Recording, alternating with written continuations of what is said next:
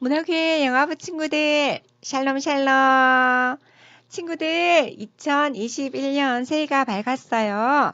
우리 친구들, 몸도 튼튼, 지혜도 튼튼, 예수님처럼 더욱 더 잘할 거예요. 우리 친구들은 예수님의 친구이기 때문에 예배는 어떻게 드려야 할까요? 우리 찬양하면서 함께 예배 준비해요. 예수님의 친구는 기도할 때 예쁘게 따따따따따 찬송할 때 예쁘게 예수님의 친구는 앉을 때도 예쁘게 따따따따따 걸을 때도 예쁘게 예수님의 친구는 잠잘 때도 예쁘게 따따따따따 말할 때도 예쁘게 예수님의 친구는 먹을 때도 예쁘게 따따따따따 놀 때도 예쁘게 친구들 예쁘게 찬양하고 있나요?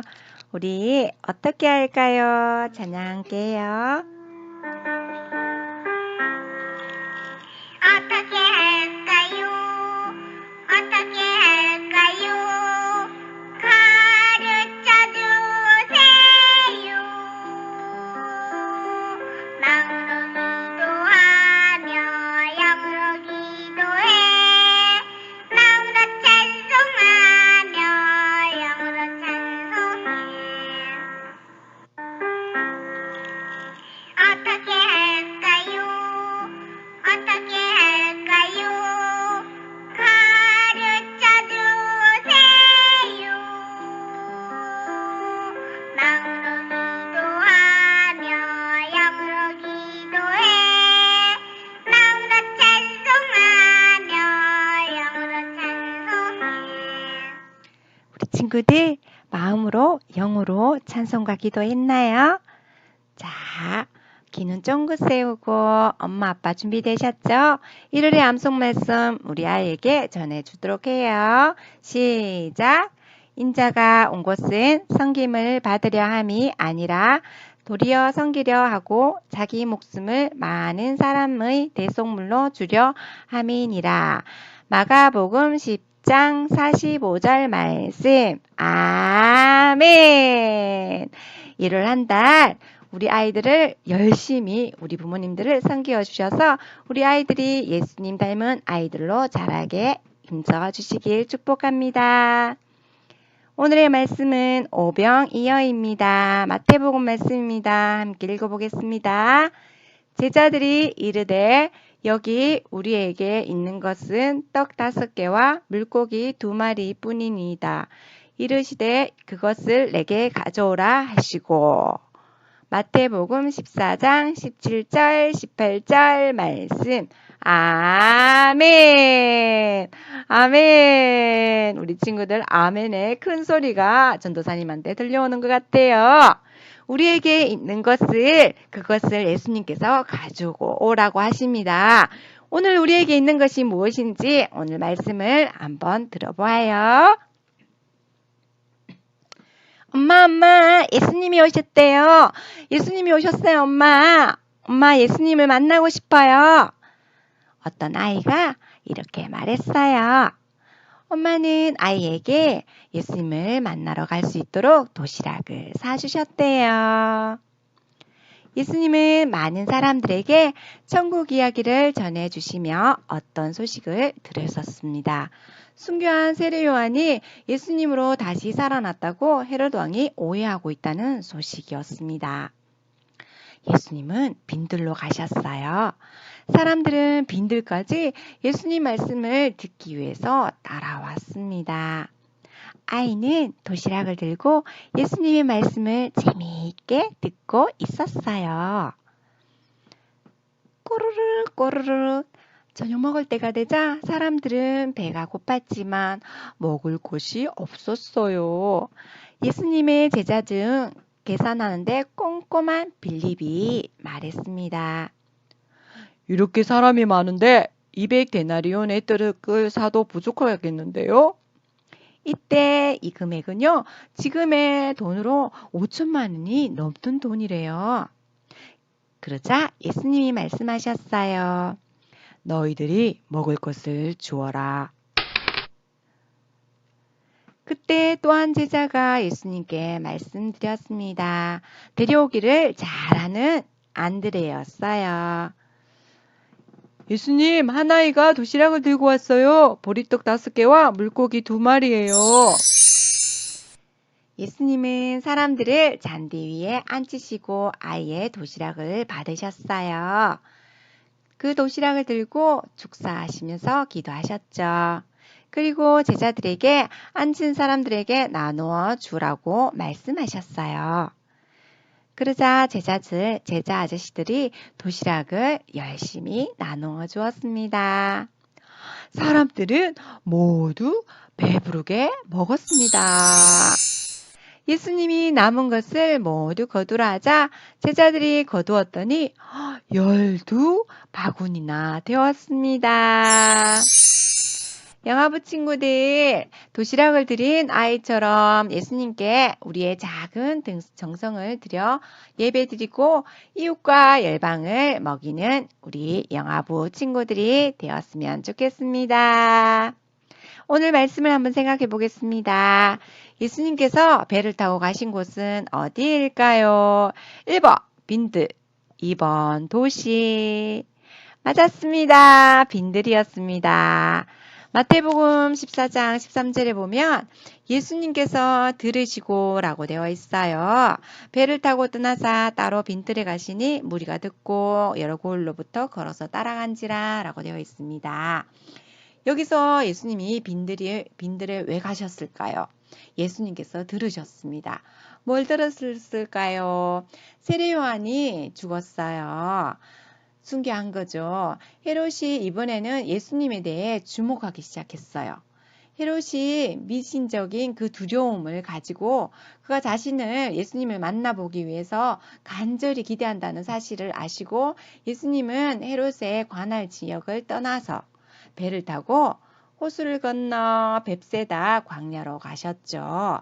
예수님 피하신 또 다른 이유 한 가지가 더 있어요. 12제자들이 누가복음이나 요한복음 보면 12제자들이 선교여행을 마치고 온 직후예요. 마치고 곧 도착했기 때문에 휴식기가 필요했던 거죠. 이때 14절에 보면 큰 무리를 보시고 불쌍히 여기사라고 되어 있어요. 예수님은 이 무리들을 보셨어요. 무리들은 엄청난 거리를 걸어왔어요. 예수님과 제자들은 배를 타고 왔지만 그 긴 거리를, 그 엄청난 거리를 무리들은 걸어서 온 거죠. 이때 그들을 보자 예수님의 마음에는 불쌍한 마음이 생겼어요. 그 불쌍한 마음은 원어로 보면요, 이 내장이나 심장, 이 속에 있는 그 인간의 내부로부터 아픔을 느끼는 것을 의미합니다. 유대인들은요, 내장을 인간의 깊은 감정이 거하는 곳으로 여겼기 때문이죠. 세례 요한의 처형 소식을 듣고 목자일은 양처럼 방황하다가 예수님 계신 곳을 듣고 그분에게 영혼의 쉼을 얻고자 찾아 나선 무리들을 예수님은 불쌍히 여기셨습니다. 두 번째 문제입니다. 5,000명 이상 저녁 먹을 것을 걱정하는 제자들에게 예수님이 하신 말씀은 무엇이었을까요? 예수님이 집에 가서 먹고 오라 해라 라고 얘기했었나요? 너희가 먹을 것을 주어라 라고 말씀하셨나요? 맞았습니다. 너희가 먹을 것을 주어라 라고 말씀하셨어요.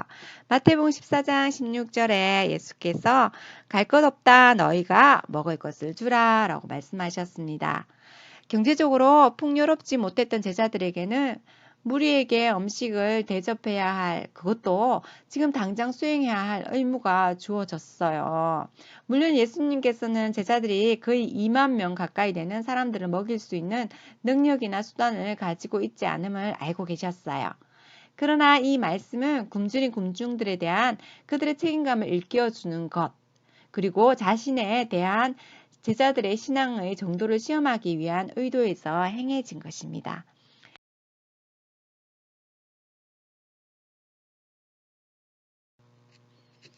세 번째 문제입니다. 누가 드린 빵으로 먹여주셨나요? 누가 드렸죠? 어린아이가 드렸나요? 신랑 신부가 드렸나요? 맞았어요. 어린아이가 드렸어요. 원어의 파이디온이라고 우리 영아부나 유치부 아이들과 같은 어린아이들입니다. 세 번째 문제입니다. 어린아이의 도시락에 대한 예수님의 반응은 어땠을까요? 우리 함께 읽어볼까요? 시작! 그것을 내게 가져오라 라고 하셨습니다. 먹을 것을 주라는 예수님의 명령을 제자들은 이해하지 못했죠. 제자들의 연약한 믿음에서 기적이 형성된 것이 아니라 무리들을 불쌍히 여기는 예수님의 마음에서부터 이 사건은 발생되었습니다. 제자들은 기적의 공동 창조자가 아니라 기적의 분배자에 불과했죠. 우리를 먹이시는 분은 예수님이라는 것입니다. 예수님께서 작은 도시락을 가지고 갔을 때 예수님은 질서 있게 앉히시고 축사하시고 먹은 사람이 남자만 5,000명입니다. 그리고 거둔 것이 12바구니를 차게 거두었습니다. 이 오병이어의 말씀은 사복음서에 모두 기록될 정도로 중요한 사건을 이야기하고 있습니다. 말씀을 한번 다시 볼까요? 우리가 이 말씀에서 새길 말씀은요. 첫째, 내게 있는 것에 정성을 다하라는 것입니다. 예수님은요, 한 아이가 자기가 먹을 것을 먹지 않고 예수님께 드린 보리떡 5개와 물고기 2마리를 귀하게 보시고 받으셨어요. 범죄한 인류를 위해 예수님께서 이 땅에 오셨습니다. 예수님이 오셔서 우리에게 영원히 사는 영생의 복을 주셨어요.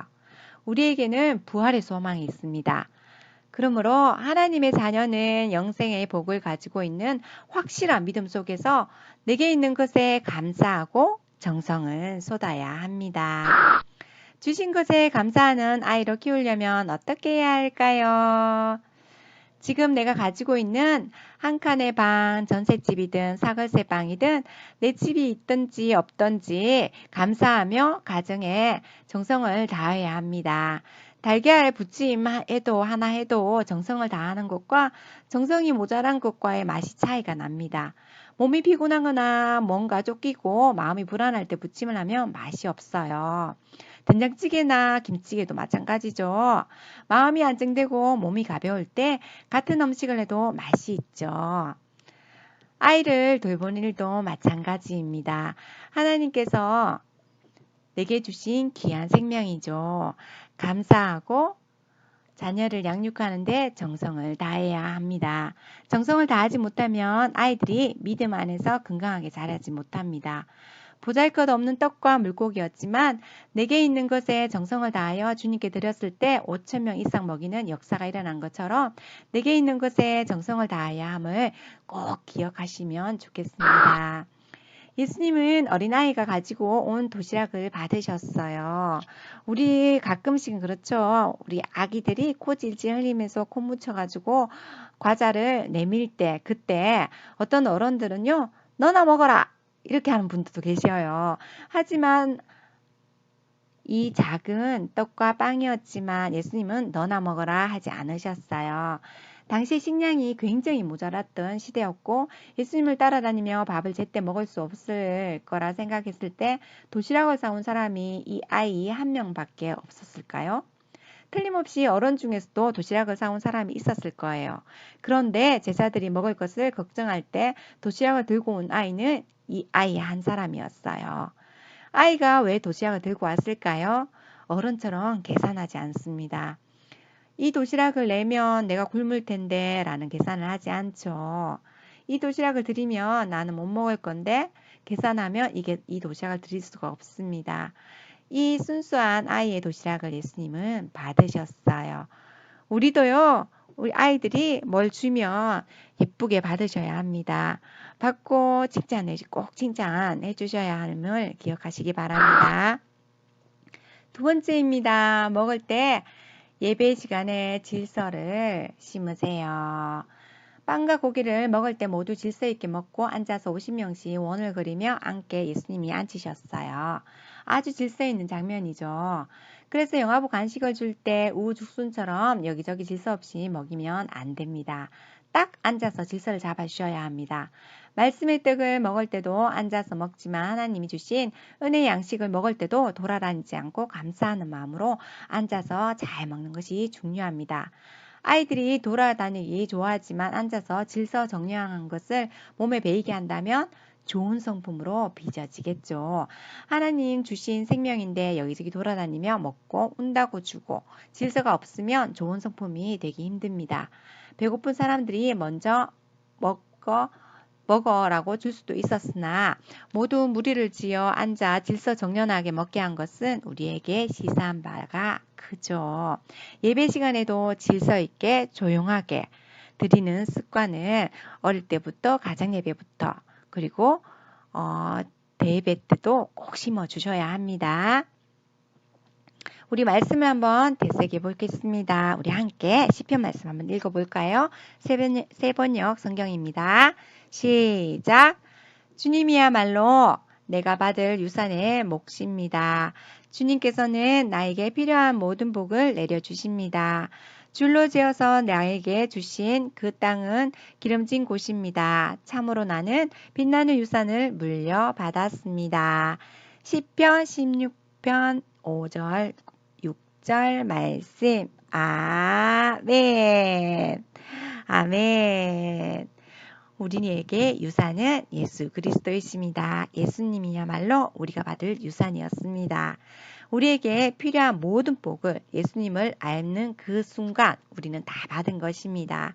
줄로 지어서 준 우리에게 주신 그 땅, 기름진 땅, 우리의 가정, 우리의 아이들, 참으로 빛나는 유산을 물려받았음을 고백하시기 바랍니다.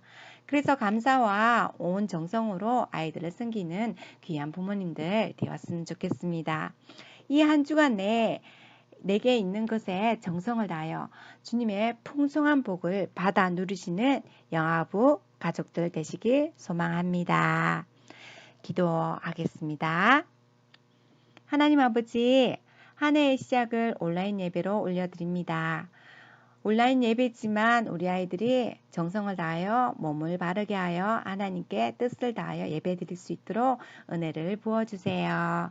어린아이가 물고기 2마리, 보리떡 5개 자기가 가진 것을 정성스럽게 올려드렸을 때 상상할 수 없는 결과를 만들어 주셨던 것처럼 영아부 아이들과 부모님들도 주님이 주신 모든 것에 감사하며 정성을 다해 예배드리고 질서를 잡아갈 수 있게 도와주시옵소서. 그리할 때 그 아이들의 인생을 하나님께 올려드리며 나만 잘 먹고 잘 사는 것이 아니라 세계를 먹여 살릴 수 있는 그런 거목들로 자라게 인도하여 주시옵소서. 감사드리며 예수 그리스도 이름으로 기도드립니다. 아멘.